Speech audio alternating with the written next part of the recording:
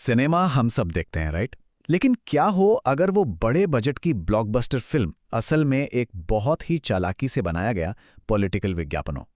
आज के इस एक्सप्लेनर में हम इसी सोर्स मटेरियल का डीप डाइव करेंगे। हम देखेंगे कि कैसे बड़े पर्दे पर दिखाई जाने वाली कहानियां सिर्फ एंटरटेनमेंट नहीं हैं, बल्कि उनके जरिए एक बहुत ही कॉम्प्लेक्स साइकोलॉजिकल गेम खेला जा रहा है। तो इस विश्लेषण में हम किन चीजों पर बात करने वाले हैं? बस 5 मेन पॉइंट्स। सिनेमा कैसे पॉलिटिकल एडवर्टाइजिंग का काम कर रहा है, इमोशनल प्राइमिंग की टैक्टिक्स क्या हैं, फिल्मों के दावों और वेरीफाइड डेटा का क्लैश, पावर ऑफ ओमिशन यानी जो छिपाया गया उसकी ताकत, और आखिर में गैसलाइटिंग का असर। तो चलिए सबसे पहले पॉइंट से शुरू करते हैं, cinema as political advertising. Source ने एक बहुत ही इंटरेस्टिंग स्टेटमेंट हाईलाइट किया है। एक राज्य के मुख्यमंत्री ने पब्लिकली कहा कि जो लोग धुरंधर देखने जा रहे हैं वो एक पर्टिकुलर पार्टी को वोट देंगे। मतलब ये कोई सीक्रेट थ्योरी नहीं है। फिल्म देखने और वोटिंग बिहेवियर के बीच का ये कनेक्शन सीधे राजनीतिक नेताओं द्वारा खुद बताया जा रहा है।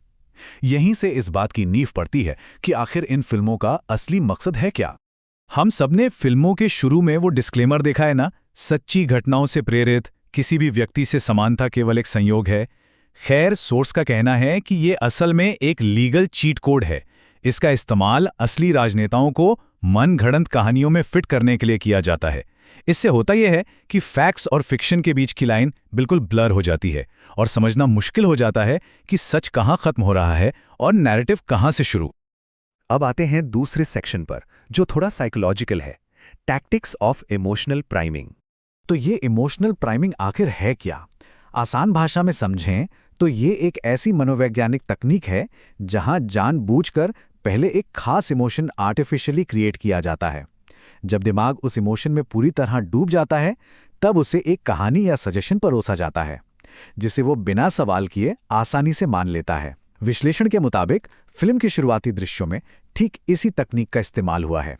सोर्स ने इसके लिए एक कमाल की एनालॉजी दी है। सोचिए, एक हलवाई आपको अचानक बहुत तीखी मिर्च खिला दे, मुंह बुरी तरह जलने लगेगा, राइट? और फिर जाहिर है अपनी जलन शांत करने के लिए आप तुरंत उसी हलवाई से मिठाई खरीदने के लिए मजबूर हो जाएंगे। फिल्म में जो एक्सट्रीम वायलेंस दिखाया जाता है वो इसी मिर्च की तरह काम करता है। वो पहले गुस्सा भड़काता है ताकि बाद में आने वाला पॉलिटिकल नैरेटिव एकदम राहत की तरह लगे। इस अजीबोगरीब साइकोलॉजिकल ट्रिक को ऐसे इमेजिन कीजिए जैसे अवेंजर्स में सबसे बड़ा विलन थानोस कहे कि स्पाइडरमैन को देखकर मेरे हाथ कांपते हैं। सुनने में हास्यास्पद लगता है ना? बिल्कुल। लेकिन सोर्स पॉइंट आउट करता है कि धुरंधर 2 में ठीक यही किया गया है। रियल वर्ल्ड के खूंखार गैंगस्टर्स को देश के नेता की तारीफ करते हुए दिखाया गया है। साइकोलॉजिकली जब सबसे बड़ा दुश्मन भी खौफ खाता है और 5 स्टार रिव्यू देता है, तो नेता की इमेज पब्लिक के दिमाग में बहुत आक्रामक तरीके से सेट हो जाती है। अब बढ़ते हैं तीसरे हिस्से की तरफ। यहां हम फिल्म के ड्रामेटिक दावों को एक्चुअल वेरीफाइड डेटा के सामने रखकर देखेंगे। यहां दावों और असलियत में एक बहुत बड़ा कॉन्ट्रास्ट है। फिल्म दावा करती है कि एक विदेशी खुफिया एजेंसी ने इंडियन एनजीओज और सोशलिस्ट्स को फंड दिया, लेकिन सोर्स का वेरीफाइड डेटा पूरी तरह से एक अलग पिक्चर दिखाता है। डेटा के मुताबिक अमेरिकी संगठनों ने राइट विंग समूहों को भारी फंडिंग दी थी, और जहां फिल्म सिविल सोसाइटी के खिलाफ विदेशी साजिश की बात करती है, वहां आंकड़े बताते हैं कि 2014 के बाद से सरकार ने खुद एमनेस्टी और ग्रीन पीस समेत 20,000 से ज्यादा एनजीओ के लाइसेंस रद्द किए हैं। जरा इस नंबर पर गौर कीजिए, 60,000 करोड़ रुपए। विश्लेषण बताता है कि फिल्म में ये वो जाली विदेशी मुद्रा है जो राज्य चुनावों को फंड करने के लिए देश में भेजी जा रही थी, और फिल्म के हिसाब से इसी बड़े खतरे को रोकने के लिए नोटबंदी जैसा कदम उठाया गया। लेकिन कहानी का दूसरा पहलू रिजर्व बैंक ऑफ इंडिया यानी आरबीआई के ऑफिशियल डेटा में मिलता है। आरबीआई का डेटा साफ दिखाता है कि डीमोनेटाइजेशन के वक्त बंद किए गए 99.3% नोट पूरी तरह से लीगल तरीके से बैंकिंग सिस्टम में वापस आ गए थे। और जो नंबर सबसे बड़ा रियलिटी चेक देता है वो है सिर्फ 43 करोड़ रुपए। सोर्स हाईलाइट करता है कि आरबीआई को उस दौरान केवल 43 करोड़ की ही जाली मुद्रा मिली थी। अब जरा सोचिए, एक तरफ फिल्म का 60,000 करोड़ का मैसिव दावा और दूसरी तरफ आरबीआई का 43 करोड़ का एक्चुअल डेटा। ये गैप दिखाता है कि कैसे एक नैरेटिव सेट करने के लिए बड़े पर्दे पर नंबर्स को ड्रामेटाइज किया जा सकता है। अब आते हैं चौथे सेक्शन पर, द पावर ऑफ ओमिशन। अभी तक हमने बात की कि क्या दिखाया गया, अब देखते हैं कि जानबूझकर क्या नहीं दिखाया गया। सोर्स का एक बहुत ही पावरफुल ऑब्जर्वेशन है। किसी भी विज्ञापन की सबसे बड़ी ताकत उसमें नहीं है जो आपको दिखाया जा रहा है, बल्कि उसमें है जो आपसे छिपाया जा रहा है।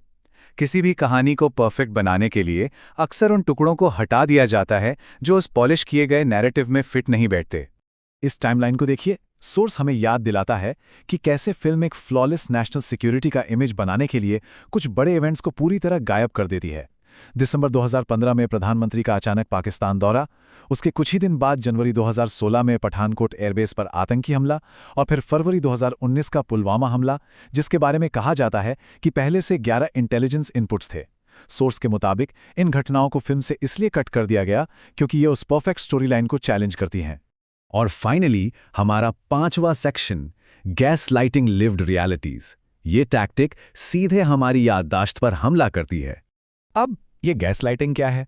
आसान शब्दों में, ये एक ऐसा साइकोलॉजिकल मैनिपुलेशन है जिसका मकसद है आपको अपने ही यादों, अपने ही जिए गए अनुभवों और वास्तविकता पर शक करने के लिए मजबूर कर देना। जब बड़े पर्दे पर हाल ही की उन घटनाओं को फिर से लिखा जाता है जिन्हें सबने अपनी आंखों से देखा है, तो सोर्स इसे सीधे तौर पर गैसलाइटिंग का नाम देता है। विश्लेषण में इसका शायद सबसे डिस्टर्बिंग एग्जाम्पल है 2023 में लाइव टीवी पर हुई अतीक अहमद की हत्या। फिल्म इसे एक बहुत ही क्लीन इंटेलिजेंस ऑपरेशन की तरह दिखाती है, लेकिन असल जिंदगी में ये एक बड़ा लॉ एंड ऑर्डर फेलियर था जिस पर सुप्रीम कोर्ट में पिटीशन तक फाइल हुई। और तो और बाद में भारतीय संसद में उन्हें ऑफिशियली श्रद्धांजलि भी दी गई। एक अराजक लाइव मर्डर को पब्लिक के सामने एक मास्टर स्ट्रोक बताकर पेश करना इसी गैसलाइटिंग का एक परफेक्ट एग्जाम्पल है। और कहानी को अपने हिसाब से मोड़ने में बुनियादी ऐतिहासिक तथ्यों का क्या हाल होता है, जरा वो भी देखिए। फिल्म का विलन टीवी पर बैठकर 2023 की इस हत्या का लाइव ब्रॉडकास्ट देख रहा है। कैच क्या है? असल जिंदगी में जिस व्यक्ति पर ये कैरेक्टर बेस्ड है, उसकी मौत तो 2011 में ही हो चुकी थी। मतलब एडवर्टाइजिंग का नैरेटिव सेट करने के लिए सिनेमा के पर्दे पर एक मृत व्यक्ति को भी वापस ले आया गया। ये क्रोनोलॉजिकली इम्पॉसिबल है। तो जैसे जैसे ये एक्सप्लेनर अपने कंक्लूजन पर आता है, ये हमें एक बहुत ही प्रोवोकेटिव सवाल पर लाकर खड़ा कर देता है। जब मास मीडिया बड़े पर्दे पर हमारी ही यादों को फिर से लिखने लगे, जब हाई बजट फिक्शन के साथ फैक्ट्स को इस तरह ब्लर कर दिया जाए, तो क्या वो सिर्फ सिनेमा रह जाता है या फिर वो खुद रियलिटी के खिलाफ एक हथियार बन जाता है?